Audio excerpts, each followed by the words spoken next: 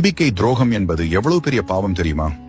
மகாபாரத போர் முடிந்த பின் சில காலம் நல்லாட்சி செய்த பாண்டவர்கள் பரீட்சித்திடம் நாட்டை ஒப்படைத்துவிட்டு முக்தி பெற முடிவு செய்தனர். இதனால் மேருமலையை நோக்கி பயணம் செய்ய புறப்பட்டனர். பாண்டவர்கள் திரௌபதி மற்றும் யுதிஷ்டன் வளர்த்த ஒரு நாயும் அவர்களை பின்தொடர்ந்து சென்றது.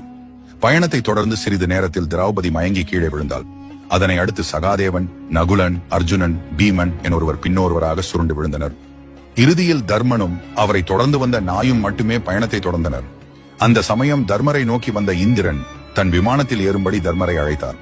அப்போது தர்மர் கூறினார், நான் நாட்டை விட்டு வந்ததிலிருந்து என்னை பின்தொடர்ந்து வந்த இந்த நன்றியுள்ள ஜீவனையும் என்னுடன் அழைத்து வர அனுமதி அளியுங்கள் என்றார். இந்திரனோ நாய்கள் இழிப்பிறவிகள், சொர்க்கம் வர தகுதியற்றவை என நாயை விமானத்தில் ஏற்ற மறுத்துவிட்டார். அதற்கு தர்மன் கூறினார், ஐயனே, கொடிய பாவம் என்பது அடைக்கலமாக வந்தவரை காப்பாற்றாமல் இருப்பது, பெண்களை கொள்வது, நல்லவர்களின் பொருளை அபகரிப்பது, நண்பனுக்கு தீங்கு செய்வது ஆகிய 4 கொடிய பாவமாகும். இந்த பாவங்களை விட மிக கொடிய பாவம் நம்பிக்கை துரோகம்.